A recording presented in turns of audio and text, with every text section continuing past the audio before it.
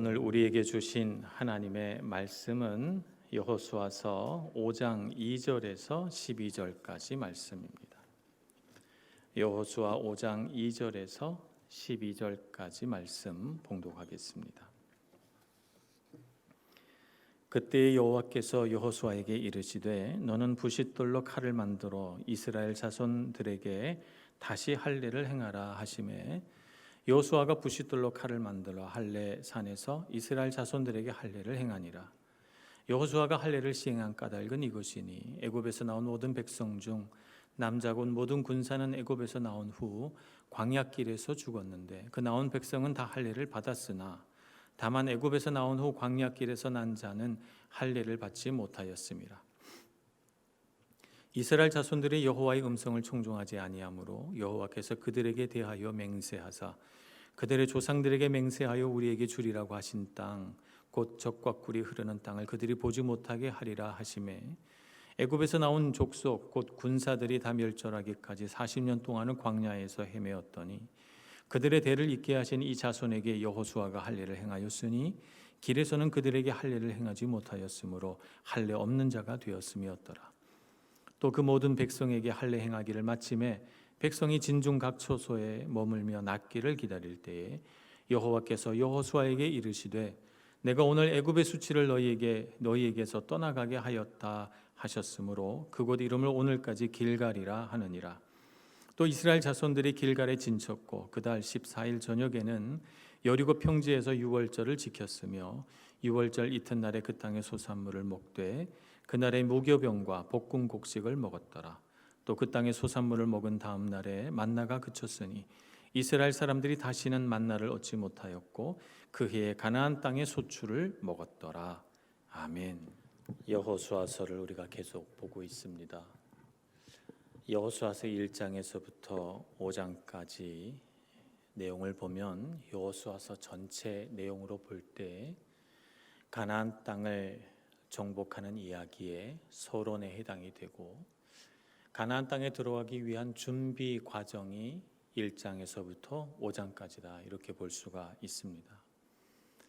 그래서 여러분 이제 조금 우리가 5장까지 왔으니까 뒤돌아 본다면 1장에서는 마음을 준비하라. 그래서 여호수아와 백성들에게 강하고 담대하라 이렇게 말씀하셨습니다. 하나님의 말씀을 지키고 순종하면 너희가 형통하리라. 그러니 강하고 담대하라. 마음을 준비시키셨고 그리고는 여리고성에 정탐꾼을 보내서 그 땅의 백성들이 어떠한지 살피게 했습니다. 그 땅에서 라합이라고 하는 여성을 만나서 그 여성으로부터 여리고성 사람들이 두려워 떨고 있다는 이야기를 듣고 비록 그들이 그 여리고성에서 붙잡힐 뻔한 위기를 겪었지만 그러나 백성들에게는 여리고성 백성들이 떨고 있더라라고 하는 기쁜 소식을 전하게 됩니다. 그리고 그들이 강을 건넙니다. 가나안 땅으로 인도하시는 하나님의 크고 놀라운 능력을 그 가나안 요단강이 갈라지는 사건을 통해서 그들이 경험하게 되죠. 그래서 이런 하나님이 우리와 함께 하시는구나 하는 것을 그들이 알게 되고 그들에게 마지막 남은 관문 요단강을 건너므로써 모든 준비를 다 마치게 됩니다. 이제 5장 오늘 우리가 배운 말씀에서는 그들에게 있어서 마지막으로 준비해야 할 정말 마지막 준비를 하나님께서 하게 하시는데 그것이 뭐냐면 할례를 행하는 것이었습니다. 우리는 이렇게 생각합니다. 이제 강도 건넜고 여리고성을 칠 준비가 다 끝났는데 이제 전쟁하면 되지. 하나님께서 왜 그 길로 인도하지 않으시고 여기서 할례를 행하게 하시나 이런 생각을 합니다. 우리 생각에 마지막 최종 점검을 한다면 어떻게 싸울지 전략을 연구하고 군대 배치를 어떻게 할 건지 지형은 어떻게 이용할 건지 또 전쟁의 시점은 어떻게 잡아야 할 건지 그런 전략을 짜야 할 시점이 아닌가 생각이 듭니다. 무기도 점검하고 군량미도 비축하고 그리고 전쟁한다고 해서 쉽게 되는 건 아니니까 지휘관들과 그 부하 군사들이 모여서 훈련도 좀 해야 되지 않겠습니까? 군령에 맞춰서 나팔을 불면 전진하라, 또 다르게 불면 후퇴하라 뭐 이런 약속도 정하고 말이죠. 훈련도 좀 하고 그래야 될 것 같은데 오늘 성경 말씀에 보니까 그런 전략을 짰다든지 뭐 훈련을 했다든지 이런 얘기가 하나도 없습니다. 그것을 해야 할 시점에 할례를 행하라라고 하는 하나님의 명령을 받습니다. 사람의 생각과 하나님의 생각은 참 많이 다른 것 같습니다. 그러면 도대체 할례라고 하는 것이 무엇이길래 이 중요한 순간에 하나님은 할례를 명하시는가?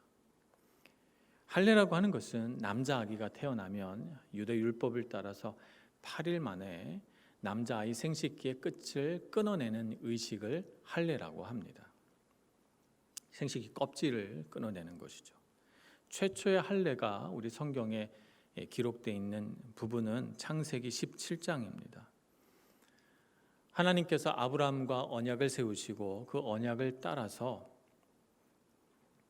하나님께서 분명히 약속을 지키신다는 언약의 징표로서 할례를 행하게 하십니다. 아브라함과 그 아브라함의 그 가정 안에 속한 모든 종들과 그 자녀들까지 다 할례를 받습니다. 그래서 이 할례를 통해서 하나님께서 아브라함을 지키신다, 아브라함에게 복을 주신다, 아브라함과 함께 하신다라고 하는 징표요 상징으로 삼으셨습니다. 이것이 하나의 전통이 돼서 이스라엘 백성들이 할례를 행하게 되면 어떤 의미를 가지게 되는가 하면 아브라함과 세우신 하나님의 언약이 그들에게 계승된다는 것입니다. 육체적으로뿐만 아니라 영적인 의미에서도 그 하나님이 아브라함과 세운 언약이 그들 모든 이스라엘 백성들에게 계승된다는 것이죠. 자자손손 그 모든 후손들에게 말입니다. 그러니까 이 할례를 행한다는 것은 내가 아브라함의 자손이라는 뜻이고 아브라함에게 주셨던 모든 복과 은혜를 내가 누리게 된다는 의미를 가지고 있는 것입니다. 할례란 언약 백성으로서의 정체성, 그들이 이스라엘이라고 하는 하나의 민족과 나라로서 속하게 되었다라고 하는 소속감, 이것을 나타내는 것입니다. 자, 그렇다면 할례가 그렇다면 왜 할례를 지금 행하는가? 강을 건너기 전에 행하는 것이 더 좋지 않았을까 생각이 듭니다. 왜냐하면 강을 건너기 전에 그들은 그곳에서 안전이 있었고 가나안 족속들의 침략을 받을 위험이 전혀 없는 상태였기 때문에 안전하게 그곳에서 할례를 다 행하고 그리고 나서 강을 건너도 되는데 왜 하나님은 강을 건넌 다음에 그들을 방비할 수 있는 아무런 보호막이 없는 이 상황에서 여리고 평지에서 할례를 행하라고 하시는 것일까요? 할례를 받으면 보통 치유되는데 10일 정도가 소요가 된다고 하는데 전쟁을 하는 것은 고사하고 일상생활도 쉽지 않은 상태입니다. 그러니까 이스라엘 백성들, 그 군사들에게 있어서는 전투력이 매우 약화된 상태이고 이 전투력이 약화된 상태라는 것을 가나안 땅의 족속들이 안다면 언제든지 그들을 침략해 들어와서 그들이 공경에 빠질 수 있는 그런 상황인 것입니다. 하나님께서는 왜 강을 건넌 다음에 할례를 행하라 하셨을까요? 그 이유는 하나님께서 이스라엘 백성들의 믿음을 연단하시기 위해서입니다. 안전이 확보된 곳에서 하나님을 믿고 의지한다는 것은 쉬운 일입니다. 내가 보니 내 상황과 환경이 다 안전하게 돼 있다. 그렇다면 하나님 의지한다 이렇게 말할 수 있습니다. 그러나 사실은 하나님을 의지하는 것이 아니고 무엇을 의지하는 것입니까? 내 상황을 의지하는 것이고 나를 둘러싼 환경, 안전한 환경을 의지하는 것이지 진짜 하나님을 의지하는 것은 아니죠. 그런 상황에서 하나님 의지합니다 라고 말하는 것은 쉽습니다. 강을 건너서 안전이 확보되지 않은 곳에서 할례를 행하여 그들이 연약해진 그대로 하나님을 믿고 의지할 수 있도록 하나님은 이스라엘 백성들을 연단해 가시는 것입니다. 하나님은 이스라엘 백성들이 위험에 빠지는 것을 좋아하셔서 그렇겠습니까? 그렇지 않습니다. 오늘 5장 1절의 말씀을 보면 이렇게 기록이 되어 있습니다.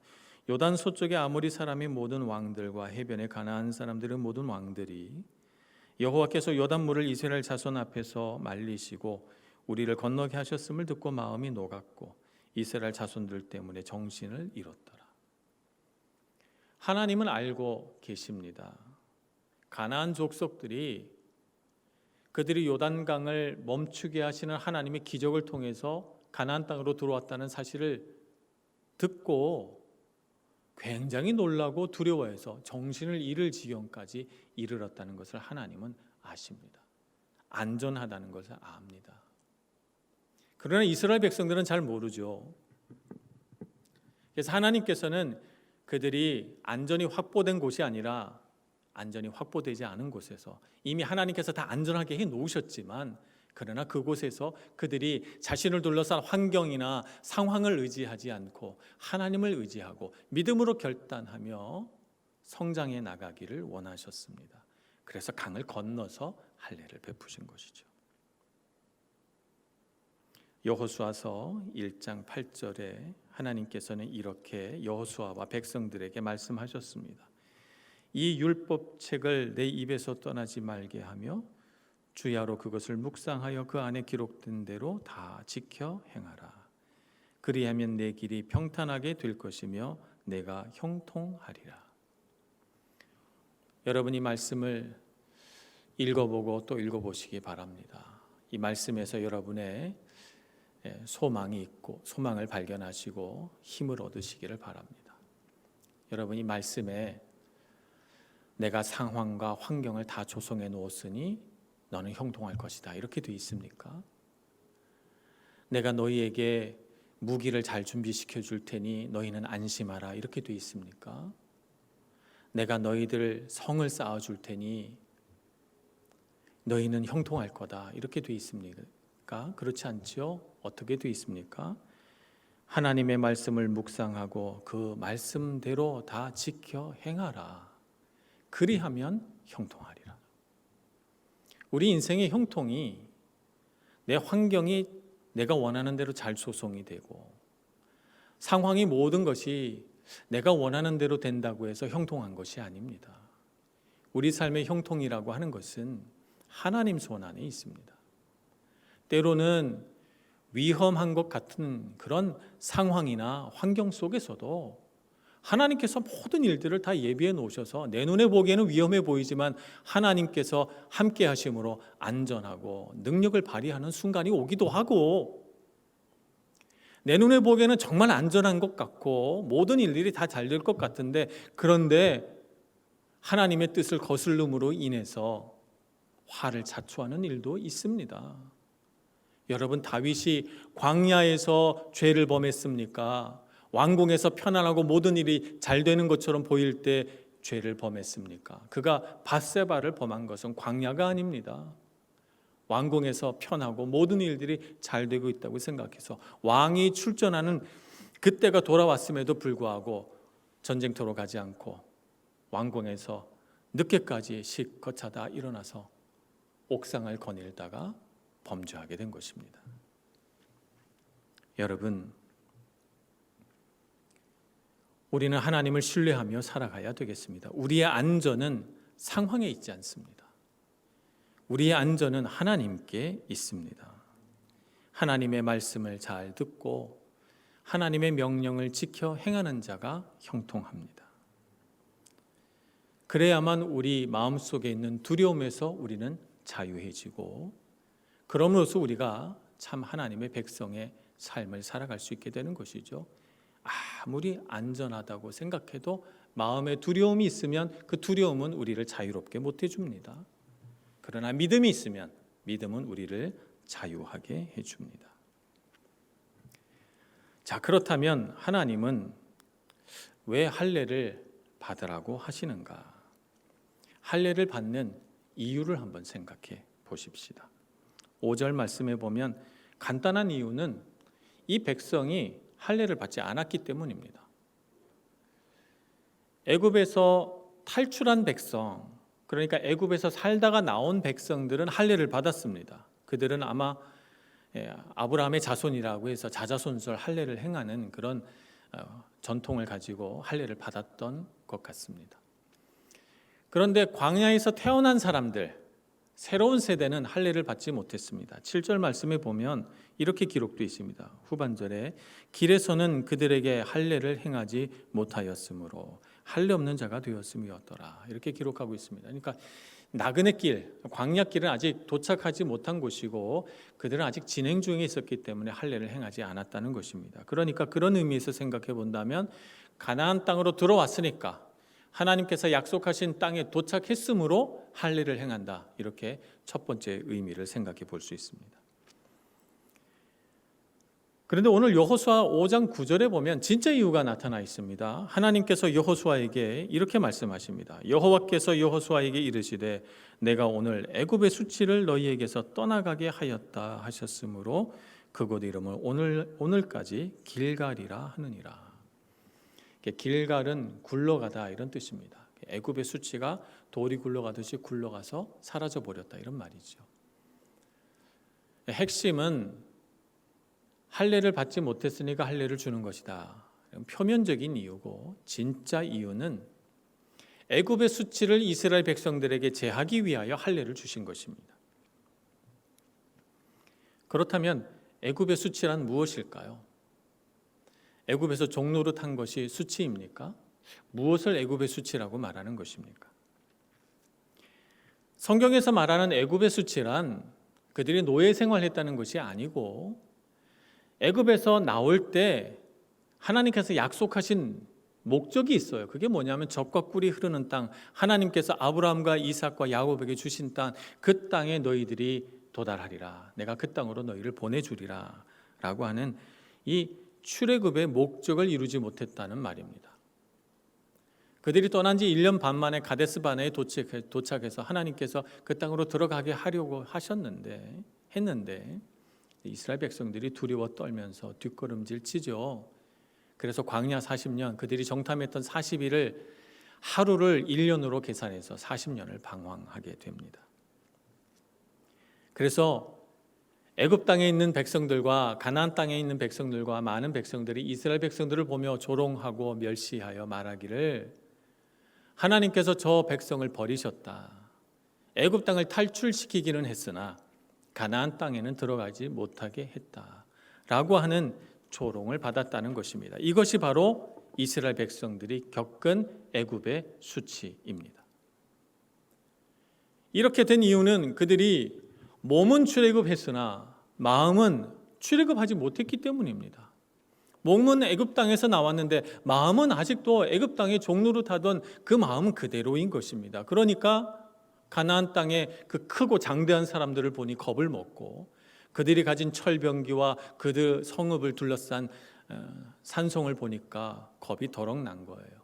하나님이 들어가게 해주시겠다 약속한 것은 잊어버리고 말입니다. 그러니까 몸이 중요한 게 아니라는 말입니다. 몸에 육신의 할례를 행한다고 해서 다 아브라함의 자손이 아니고 육신의 할례를 행한다고 해서 다 언약 백성의 계승자가 되는 것은 아니라 말입니다. 신명기 10장 16절 말씀은 이렇게 기록하고 있습니다. 그러므로 너희는 마음의 할례를 행하고 다시는 목을 곧게 하지 말라. 육신의 할례를 행하는 것이 아니라 마음의 할례를 행하라 이렇게 말씀하고 있습니다. 이 말씀은 몸의 할례를 행해 놓고 마음으로는 하나님을 떠나 있으니 하나님의 말씀에 순종하지 않으니 어찌 언약 백성이라 하겠는가. 그러니 몸의 할례를 행하지 말고 마음의 할례를 행하라. 믿음으로 하나님의 말씀에 순종하고 하나님을 경배하고 하나님 앞에 겸손하라. 목이 곧은 백성이 되지 말라라고 말씀하고 있는 것입니다. 그러니까 길갈에서 할례를 행한 진짜 이유는 뭐냐면 믿음으로 하나님의 백성을 새롭게 해서 이제 애굽의 수치 곧 하나님이 언약하신 그 땅으로 들어가지 못했던 그 모든 수치를 씻어버리고 그 땅으로 들어가게 하겠다. 그 땅에 들어간다라고 하는 새 소망의 징표로서 할례를 행하고 있는 것입니다. 신약 시대에 들어와서도 할례는 하나의 주요한 어떤 논쟁거리가 됩니다. 사도 바울이 소아시아와 유럽의 여러 지역을 다니면서 교회를 개척했습니다. 많은 지역을 다니면서 교회를 개척하다 보니까 그 이후에 또 사도 바울 외에 다른 순회 전도자들이 그 교회에 가서 또 복음을 전하고 믿음으로 그 교회를 세우고 이렇게 했는데요. 근데 각 교회마다 일어나는 공통적인 문제점이 있었는데 그게 뭐냐면 그 순회 전도자들 중에 어떤 사람들은 반드시 할례를 행해야만 구원받는다 이렇게 가르쳤다는 것입니다. 예수 그리스도를 믿음으로 구원받는 거 맞지만 그러나 할례도 받아야 된다. 그래서 이방인들의 교회, 유대인들이 아니라 이방인들이 세운 교회에 가서도 그렇게 말함으로 인해서 이것이 큰 문제가 됩니다. 결국 사도 바울이 예루살렘 교회를 방문해서 그 예루살렘 교회 지도자들과 같이 첫 번째 종교 회의를 열게 되는데 거기서 결정된 내용이 뭐냐면 이방인들에게는 할례를 행하지 않아도 된다. 할례 받는 것이 반드시 구원을 주는 것은 아니다라고 결정한 것입니다. 구원은 오직 믿음으로 얻는 것입니다. 믿음으로 구원받는다라고 하는 이 기독교적인 가치를 분명하게 그 종교회를 통해서 천명한 것입니다. 그러면 구약시대와 신약시대가 달라진 것입니까? 그렇지 않습니다. 창세기 17장에 아브라함이 할례를 받았습니다만 할례를 받아서 아브라함이 구원받은 것이 아닙니다. 창세기 15장 6절에 보면 이렇게 말씀이 기록되어 있습니다. 아브라함이 여호와를 믿으니 여호와께서 이를 그의 의로 여기시고 하나님이 아브라함의 믿음을 보시고 그를 의롭게 생각했습니다. 믿음이 더 중요한 것이죠. 할례가 더 중요한 것이 아니고 말입니다. 우리는 우리 육신의 경건, 곧 경건의 모양을 가지고 내가 경건하다 이렇게 착각해서는 안 되겠습니다. 진짜 경건은 우리 겉모습으로 나타나는 것이 아니고 우리 마음이 경건해야 참 경건입니다. 우리가 거룩하게 말한다고 해서 거룩해지는 것은 아닙니다. 우리 마음이 거룩해야 진짜 거룩한 것입니다. 그러니까 우리도 그 옛날 신명기의 말씀처럼 우리 마음에 할례를 행해야 되겠습니다.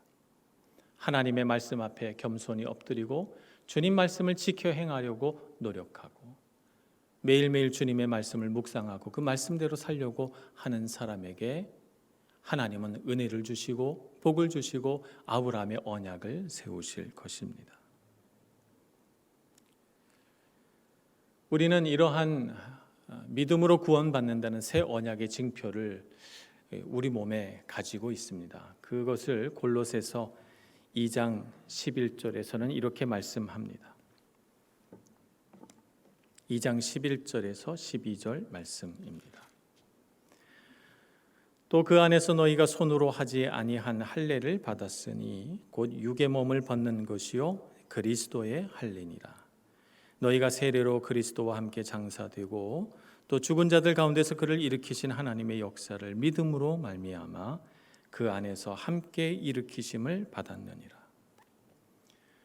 골로새서 2장에서 말씀하고 있는 그리스도의 할례라고 하는 것이 뭐냐면 바로 세례를 의미하는 것입니다.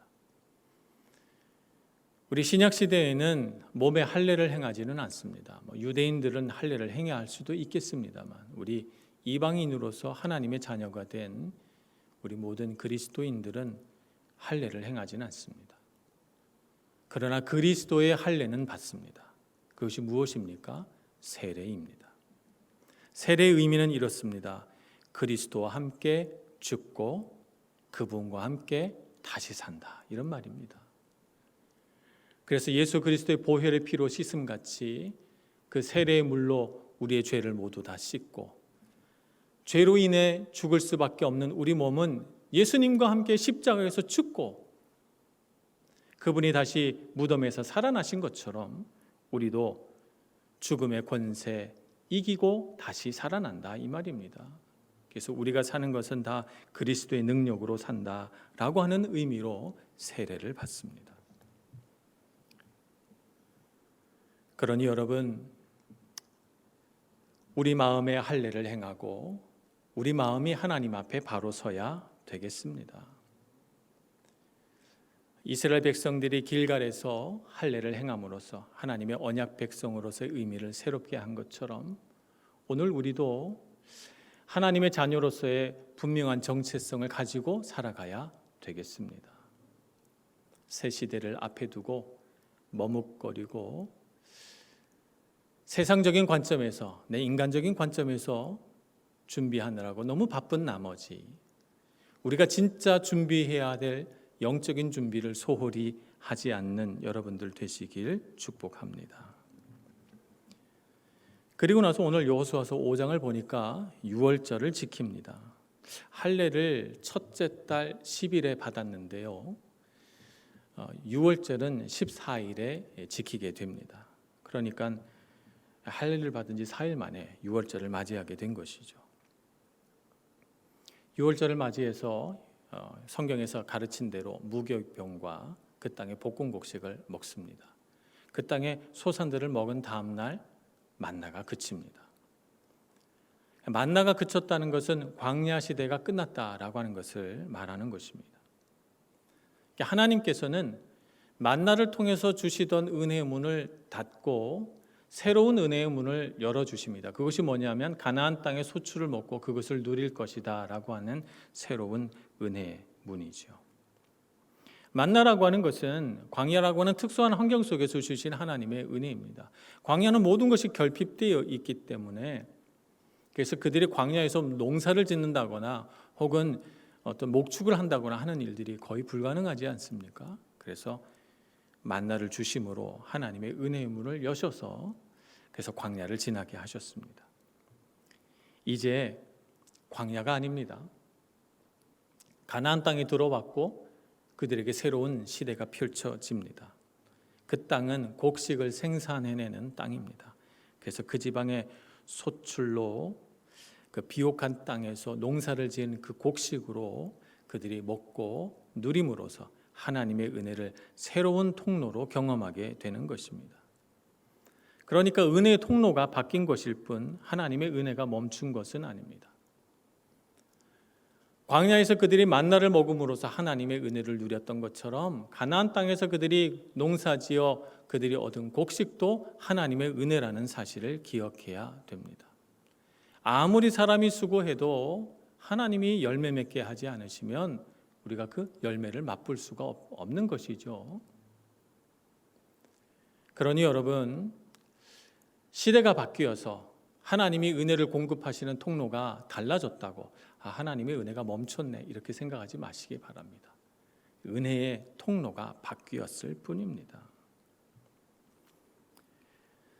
첫 번째 유월절은 출애굽 시대에 일어났습니다.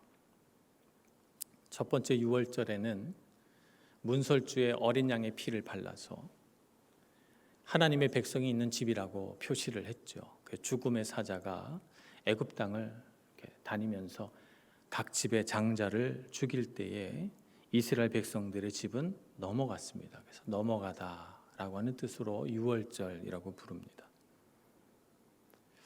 그래서 첫 번째 유월절을 통해서 하나님의 백성이라는 사실을 그들이 확인했죠. 새 시대에 가나안 시대가 열립니다.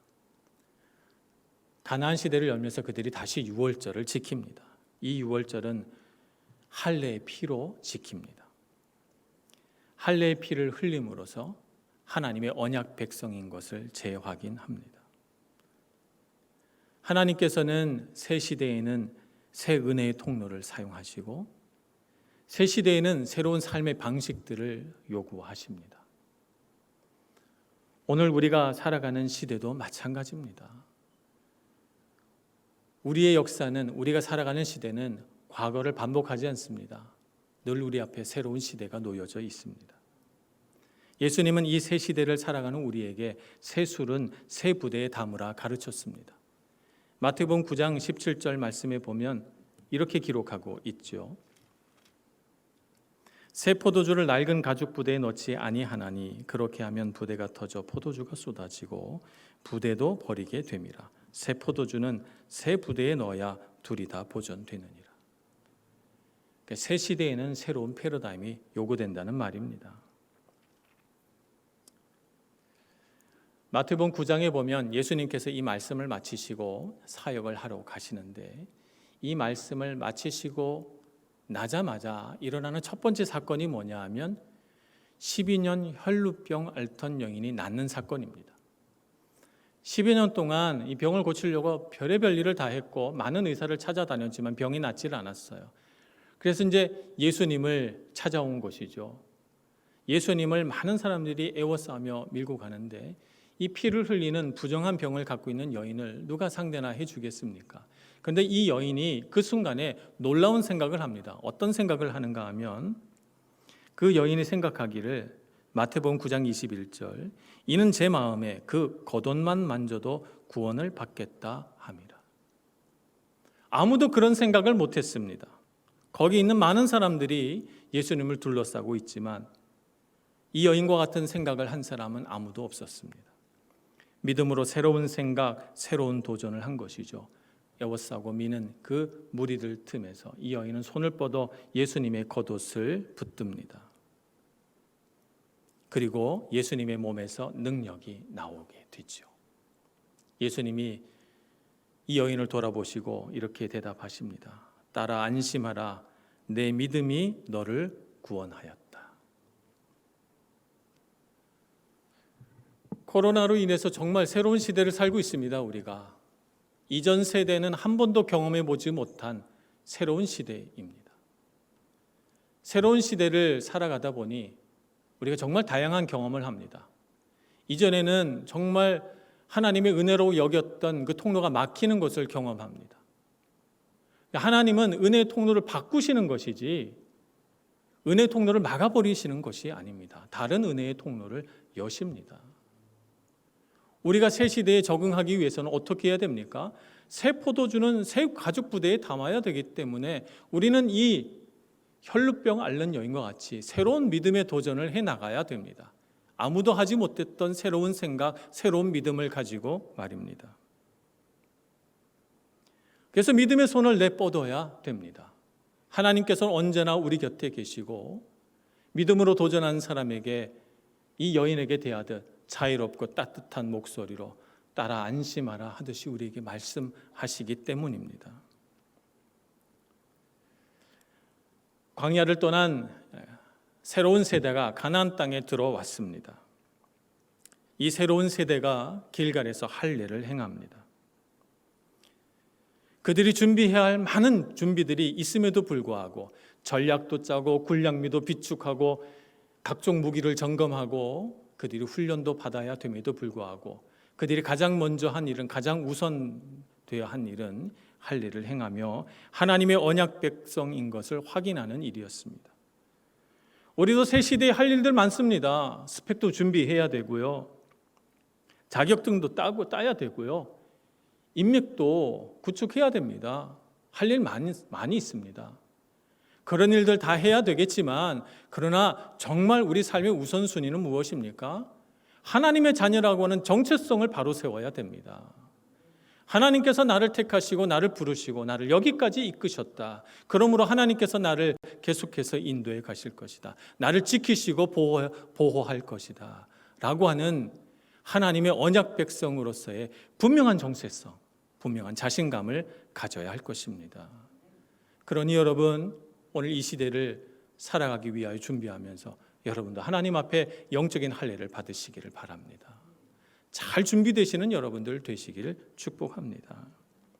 새 시대에는 새 은혜의 통로가 준비된다는 것을 알고 새로운 믿음의 도전을 해나가시기를 바랍니다. 은혜가 막힌 것이 아니고 새 은혜의 통로가 열리고 있는 것입니다. 예전에 했던 방식으로 살지 말고 새로운 도전, 새로운 방식으로 살아가시는 여러분들 되시기를 바랍니다. 혈루병 앓는 여인처럼 말입니다. 새로운 방식으로 살아갈 때 하나님께서 여러분의 삶에 놀라운 은혜를 부어주실 것입니다. 새로운 복의 통로가 열릴 것입니다. 믿음으로 도전하여 승리하시는 여러분 모두가 되시길 축복합니다. 기도하겠습니다. 자비로우신 하나님, 하나님의 크고 놀라운 은혜로 우리 하나님의 백성들 붙들어 주옵소서. 참으로 시대가 놀랍도록 변하여 우리의 마음이 때로는 두려워지고 때로는 갈 바를 알지 못하여 방황하며 서게 됩니다. 주님, 저희들을 인도하여 주사 우리로 하여금 계속해서 믿음의 도전을 해나가게 해주시고 우리를 택하신 분이 하나님이시고 우리를 부르신 분이 하나님이시고 우리를 지키시는 분이 하나님이심을 굳게 믿게 하여 주옵소서.